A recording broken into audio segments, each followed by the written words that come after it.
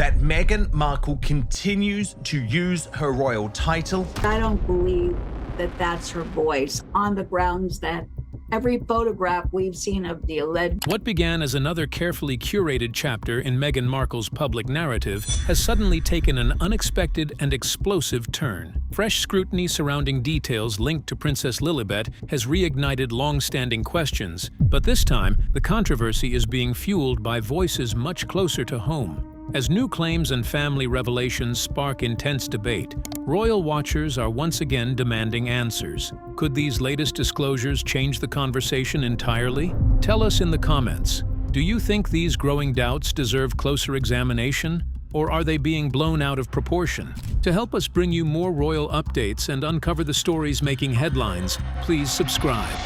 Child's voice sparks fresh questions. Beautiful. That was the single word spoken after a child's voice was heard during an interview with Jaime Kern-Lima and Meghan Markle. For many viewers, however, that brief reaction became the most talked about part of the entire conversation. Rather than feeling like a natural response unfolding in the moment, critics argued that it seemed unusually polished, as though everyone involved already knew exactly what was about to happen. The debate might have faded quickly had it not been for the reaction that followed. As discussion spread online, attention shifted from the interview itself to questions about authenticity, perception, and a mystery that has surrounded the Sussex children for years. Into that debate stepped Samantha Markle, whose comments immediately intensified public curiosity. Speaking in a calm and measured manner, Samantha said she did not believe the voice heard in the recording belonged to Princess Lilibet. What caught attention was not simply her claim, but the confidence with which she made it. She argued that the speech patterns did not sound like those of a child of that age, and suggested that several visual details in the accompanying footage also felt inconsistent. To her, nothing seemed familiar or recognizable. As a close biological relative, she said she expected some sense of connection, yet felt none. Those remarks reopened a much older discussion. For years, observers have examined the limited photographs released of the Sussex children, noting how rare and tightly controlled those appearances have been. Unlike many public families, only carefully selected images have reached the public, often from specific angles, and with few opportunities for independent observation. Critics point to what they describe as puzzling differences between photographs taken over time. Hair that appears sandy blonde in one image can seem bright red and curly in another. Facial features often remain partially hidden, making direct comparisons difficult. While supporters argue that lighting, camera settings, and age-related changes can explain many of these differences, skeptics remain unconvinced. Even more striking are comments attributed to Thomas Markle. After enduring serious health challenges, including heart attacks and a stroke, he has reportedly said that he cannot confidently identify his own grandchildren from the publicly released photographs. Whether those concerns are justified or not, they have fueled continuing speculation. As a result, what began as a seemingly ordinary interview moment evolved into something far larger. A renewed public examination of images, voices, and unanswered questions that continue to surround one of the world's most discussed families. Prince Harry and Meghan Markle long insisted that protecting their children's privacy was a top priority. But why has that commitment become the focus of renewed debate? Have recent developments raised fresh questions about the boundaries they once defended? And what might those choices reveal about their post-royal lives? Let's find out. Privacy promises under growing scrutiny. There is a point often overlooked in this debate, and it deserves serious consideration. For years, Prince Harry and Meghan Markle insisted that protecting their children from intense public attention was one of their highest priorities. Harry has spoken repeatedly about the lasting effects of growing up under constant media scrutiny, and together the couple built much of their post-royal message around privacy, boundaries, and shielding their family from the pressures that once defined royal life. On the surface, keeping their children largely out of view seemed consistent with that promise. Many parents would understand the desire to limit public exposure and carefully control what the world sees. Yet the discussion changed when carefully produced family content began appearing at a moment that some critics found difficult to ignore. What attracted attention was not simply the appearance of young Lilibet in a cheerful kitchen setting, it was the timing. Around the same period, Meghan's podcast, Confessions of a Female Founder, a project closely tied to her public identity and business ambitions, slipped from major chart rankings. There was no dramatic announcement and no public explanation, only numbers that suggested the project was struggling to maintain momentum. For observers, the sequence of events immediately raised questions. Critics, such as Angela Levin, argued that these moments were not private family memories unexpectedly shared with the world. They were planned productions, recorded, edited, and released with a purpose. From that perspective, the children were not merely appearing in family footage. They were helping soften public perception during a difficult period. The kitchen video generated another layer of discussion. Some viewers focused less on public relations and more on what they considered a troubling detail. Lilibet's hair appeared loose beside a pot of boiling food, creating an image that many parents found unsettling. For them, the scene prompted an uncomfortable question. Was the priority the perfect shot or the child's safety? Meanwhile, other voices pushed the debate even further. Samantha Markle questioned whether the limited and inconsistent glimpses of the children over the years had created more confusion than clarity. With photographs appearing only occasionally and often under tightly controlled circumstances, she argued that even close observers struggled to identify consistent features or family resemblances. Whether those concerns are fair remains deeply contested, yet one question continues to linger. If privacy had long been the guiding principle, why did the children begin appearing more frequently at precisely the moment public interest in other projects appeared to be fading? For critics and supporters alike, that timing remains at the center of the controversy. Coincidences can be easy to dismiss, but what happens when the same pattern seems to emerge time and again? Why are critics convinced that Meghan Markle's personal family moments often surface just as professional projects face challenges? And what sparked the intense scrutiny surrounding her podcast's fading momentum? Let's uncover the astonishing details. Meghan's timing raises fresh questions. Coincidences happen. A single event can be dismissed as timing, luck, or simple chance. But when the same pattern recurs, people naturally pay closer attention. That is exactly why the latest discussion surrounding Meghan Markle has captured so much attention. Critics argue that whenever a professional project struggles to maintain momentum, a new and deeply personal family moment suddenly arrives to dominate headlines and shift public focus. The conversation intensified after Meghan's podcast, Confessions of a Female Founder, appeared to lose some of its early buzz. Almost immediately, public attention moved away from ratings and rankings and toward a far more emotional subject. Glimpses of family life in Montecito, a casual kitchen scene, a child's voice, and images carefully wrapped in warmth quickly became the center of discussion. For supporters, these moments reflected authenticity. For critics, they looked like a strategic attempt to replace difficult conversations with comforting ones.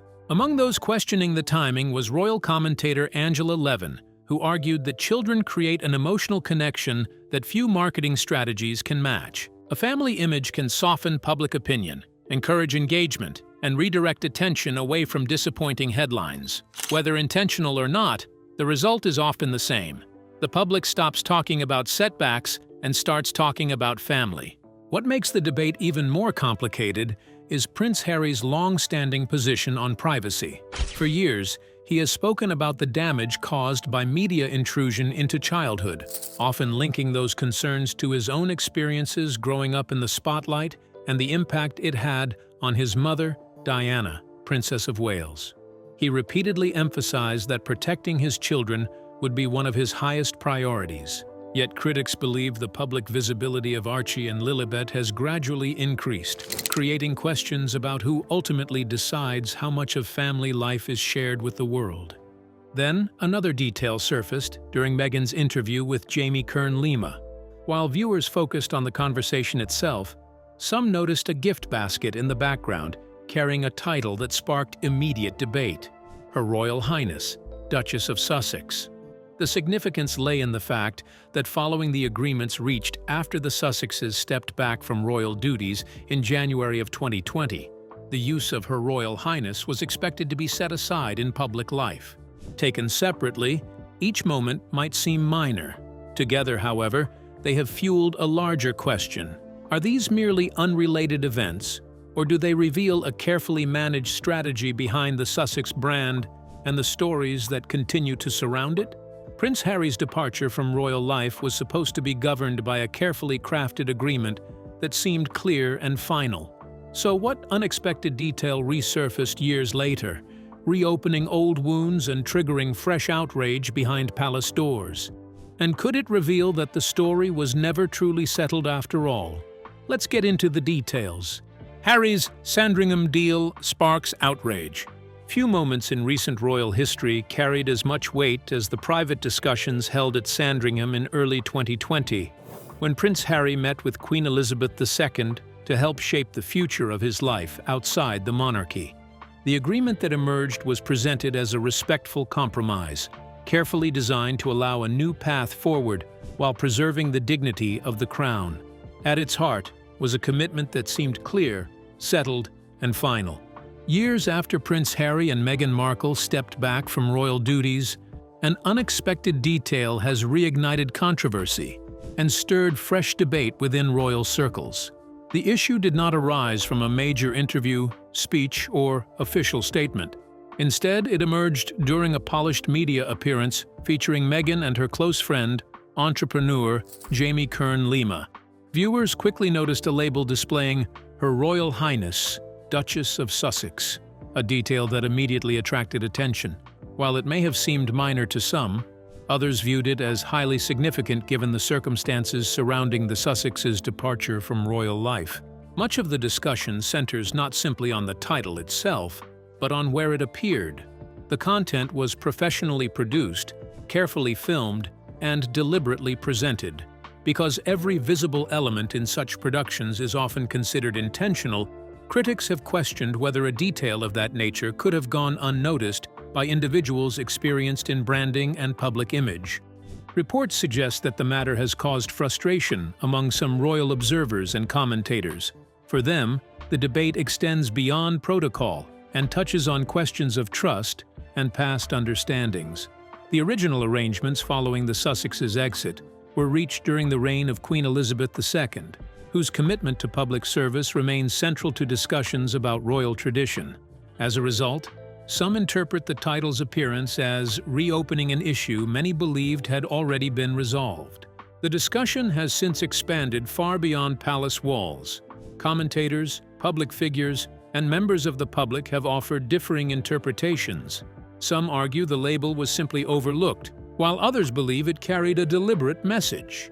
Without a clear explanation, speculation has continued to grow.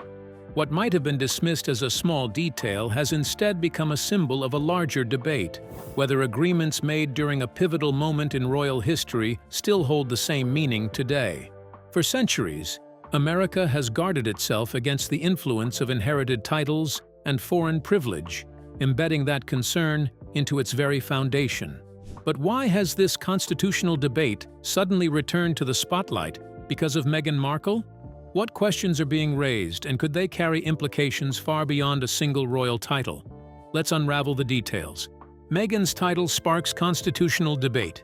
There is a principle woven into the foundation of the United States, one that predates many modern institutions and reflects the nation's long-standing caution toward inherited privilege and foreign influence. Written into the Constitution is a clear concern about titles granted by kings, princes, and foreign states, an idea rooted in the very revolution that separated America from royal authority. While legal scholars continue to debate exactly how those provisions apply in modern circumstances, the discussion has recently returned to the spotlight because of one familiar name: Meghan Markle. The controversy goes far beyond royal protocol or etiquette. Critics argue that when a British royal title appears in American media, business ventures, public appearances, or discussions that touch on political issues, it brings a level of prestige that was never granted through a democratic process. Supporters view the title as a legitimate part of Meghan's identity through marriage. Opponents, however, see it as a form of inherited influence that can shape public perception without direct accountability. The debate becomes even more intense because it extends beyond celebrity culture. Meghan has frequently been linked to advocacy work, public commentary, and causes that overlap with political conversations. For some observers, this raises questions about how messages are received when they are associated with a title connected to a foreign monarchy. Critics argue that the concern is less about legality and more about symbolism, influence, and public perception. Yet the most emotional aspect of the discussion is not about titles or politics at all. It is about family. Samantha Markle has repeatedly shifted attention away from public controversies and toward their father, Thomas Markle. Living in Mexico and dealing with serious health issues in recent years, including heart problems and a stroke, he has become a central figure in debates about Meghan's public image. To critics, the contrast is difficult to overlook. Public acts of kindness, carefully managed appearances, and messages of compassion are often visible to the world, while Meghan's strained relationship with her father remains a subject of ongoing discussion. Samantha's argument is straightforward. A person's character is best judged by how they treat family members and others who have little to offer in return. Whether people agree with that view or not, it continues to fuel one of the most emotionally charged conversations surrounding Meghan's public life. A prominently displayed gift basket bearing royal-style initials captured widespread attention, while another key figure remained almost entirely unseen. Why did this contrast spark so many questions? And how did it reignite a debate over privacy, public image, and the protection of children, an issue Prince Harry has championed for years? Let's explore the intriguing details. Hidden child. Visible contradictions emerge. A prominently displayed gift basket bearing royal-style initials became impossible to ignore during a widely viewed interview. At the same time, another person tied to the same family narrative remained largely out of sight and out of the conversation. That contrast has sparked a broader debate that extends beyond royal titles and public image. At its core is a far more delicate question: how children are protected, presented, and kept out of the spotlight. For years, Prince Harry has spoken passionately about the dangers of excessive public exposure. Whether addressing audiences in conferences, charity events, or discussions about online safety, he has repeatedly described the lasting impact of growing up under constant attention, drawing on memories of his childhood and the relentless pursuit of his mother, Diana, Princess of Wales. He has argued that children deserve space to develop away from public scrutiny. In his view, shielding his son and daughter from that spotlight represented one of the most important lessons learned from the tragedies of the past. Yet recent events have reignited questions about whether that principle is being applied consistently. Critics point to a growing number of public glimpses into family life shared by Meghan Markle. Individually, these moments may seem harmless. Taken together, however, some observers believe they reveal a gradual shift away from the strict privacy standards that were once presented as non-negotiable. Rather than a dramatic change, they see a steady expansion of public access. More images, more details, and more visibility than many expected. Commentators such as Angela Levin have suggested that this development creates an uncomfortable contradiction. If protecting children from public exposure remains a deeply held belief, why does the public continue to receive increasing glimpses into their lives? The question becomes even more intriguing because there has been no visible public disagreement. Instead, the difference appears to unfold quietly, leaving many wondering who truly shapes the family's public image. The debate becomes even broader when attention turns to the children of Prince William and Catherine, Princess of Wales. Their approach has long emphasized carefully managed appearances and limited public access. Their children, Prince George, Princess Charlotte, and Prince Louis, are rarely seen outside significant occasions. As a result, a difficult question continues to linger. If privacy is considered essential for some royal children, should the same standard apply equally to all of them? That question, more than any debate about titles or traditions, is what continues to keep this controversy alive. For years, Meghan Markle's public image has been built on authenticity and carefully crafted narratives. Yet why do some of the biggest questions surround what remains unseen rather than what is revealed? As critics focus on recurring controversies involving royal children and selective public appearances, could there be more to this story than the public has been led to believe? Let's find out. Meghan's image faces growing questions. For years, the public has been presented with a polished story about Meghan Markle, a story carefully wrapped in themes of authenticity, compassion, and personal truth. Yet some of the strongest questions surrounding her public image do not come from what she says. They emerge from what she chooses not to say, what she chooses to show, and the people who seem to appear or disappear depending on the moment. One criticism that continues to resurface involves children. Critics point to occasions when images connected to the children of William, Prince of Wales, and Catherine, Princess of Wales, became part of public discussions, despite the couple's long-standing efforts to protect their family's privacy. Among the most debated examples remains the controversy involving Princess Charlotte before the 2018 royal wedding, a dispute that continues to influence how some observers interpret later events. At the same time, questions have been raised about whether the language of privacy has always aligned with reality. When family moments, personal stories, or carefully selected photographs become part of media projects, business ventures, or branding efforts, some observers wonder whether privacy is being protected or carefully managed.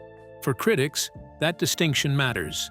These debates intensified after a widely discussed interview in which Meghan Markle declared that she was finished with what she called the prove-it game. She described herself as a good wife, a good friend, and someone secure in her identity. While intended as a confident statement, some viewers focused less on her words and more on what was left unsaid. They noted the absence of references to her father, Thomas Markle, and her half-sister, Samantha Markle. For critics, those omissions were significant, arguing that silence in a carefully prepared appearance can be as meaningful as direct statements. Another question remains. If the need to prove herself is truly over, where are the voices from before global fame, royal titles, and international headlines? For many observers, the debate is no longer about what the public knows. It is about what remains unseen and why. Meghan Markle often speaks about moving beyond the need to prove herself, yet the headlines never seem to stop. Why do certain friendships continue to attract such intense scrutiny? And what really happened between Meghan and Jessica Mulroney that keeps their connection at the center of public debate? Let's unravel the details. Meghan's friendship mystery resurfaces again. When someone says the need to prove themselves is finally over, people usually expect the performance to end as well. Yet every new interview, carefully chosen appearance, and highly publicized friendship seems to keep the conversation alive around Meghan Markle and the people who move in and out of her orbit. One of the most discussed examples remains Jessica Mulroney, once presented as one of Meghan's closest friends. During Meghan's early years connected to the royal family, Jessica appeared to be part of an inseparable inner circle. Then, during the events surrounding the Black Lives Matter movement in 2020, the friendship seemed to vanish from public view almost overnight. There were no lengthy explanations, no dramatic farewell statements, just a sudden absence that left many observers wondering what had changed. The same questions followed other once familiar faces. Individuals who had once appeared close gradually faded from the spotlight, while new relationships emerged at moments that often coincided with important career moves. That pattern has fueled ongoing debate about whether these friendships are driven primarily by personal connection or by the demands of public image. The discussion intensified further when Meghan sat down with billionaire entrepreneur Jamie Kern-Lima. The conversation was presented as a warm exchange between friends, yet many viewers saw something larger at work. Jamie's influence, wealth, and massive platform made the partnership impossible to view as merely casual. Whether intentional or not, it looked like the meeting of two powerful brands, each bringing something valuable to the table. Then came the widely discussed episode involving Gwyneth Paltrow. After comments in a magazine interview were interpreted by many as subtle criticism, a public display of friendship appeared with remarkable speed. Soon afterward, Meghan adopted a natural, makeup-free presentation that many felt closely resembled an image Gwyneth had cultivated for years. To critics, the timing felt too precise to ignore. The contrast became sharper when Martha Stewart found herself drawn into a related media discussion. Rather than participating in public displays or carefully managed gestures, she remained consistent and unmoved, showing little interest in shaping perceptions through spectacle. That difference highlights the central issue. Authenticity is difficult to manufacture. The harder someone works to convince the public that something is natural, the more people begin searching for signs that it is not. And that is why the debate surrounding Meghan's friendships continues, not because of what is shown, but because of what many believe remains carefully hidden just beyond the camera's frame. What appeared to be a simple family moment, a child's voice, strawberry jam on the stove, and an ordinary kitchen scene, soon sparked unexpected questions. Why did this seemingly harmless clip capture so much attention? And what was missing from the picture that left so many viewers unconvinced? Let's find out. Family doubts over Lilibet intensify. Come back to that brief moment that seemed so ordinary. A child's voice drifting through a kitchen, strawberry jam simmering on the stove, and loose hair hanging close to an open flame. It was presented as a warm family scene, the kind of glimpse meant to feel natural, personal, and completely unscripted.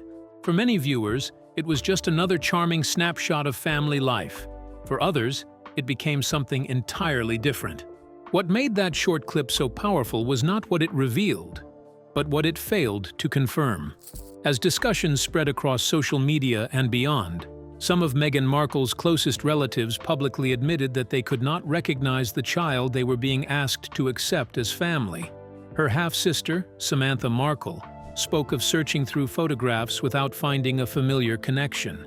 Her father, Thomas Markle, despite enduring 2 heart attacks and a stroke, reportedly felt equally unable to identify the grandchildren he has never truly known.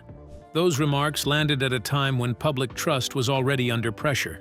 Questions had been building for years, stretching far beyond a single video. There had been debates over changing narratives, shifting public images, abandoned friendships, disputed family relationships, and controversies surrounding royal titles. Even decisions linked to the period around the passing of Queen Elizabeth II in September 2022 continued to fuel discussion. Across both sides of the Atlantic, from London to Washington, questions about image, identity, and authenticity repeatedly resurfaced. What transformed this issue into something larger was the growing perception that too many details appeared carefully managed. Individually, each question might have been dismissed. Together, they created a pattern that some observers found difficult to ignore. The child's voice, intended to feel spontaneous and genuine, became the very detail that encouraged deeper scrutiny. In the end, the debate is no longer simply about whether people admire or criticize Meghan Markle. The lingering question is far broader. If those who share the family name say they cannot recognize what they are seeing or hearing, what does that mean for the story being presented to everyone else? The answers remain uncertain, but the questions are only becoming louder. So, what do you think about the bombshell claims surrounding Lilibet and the doubts they've sparked? We'd like to hear your thoughts in the comments. Don't forget to like, subscribe,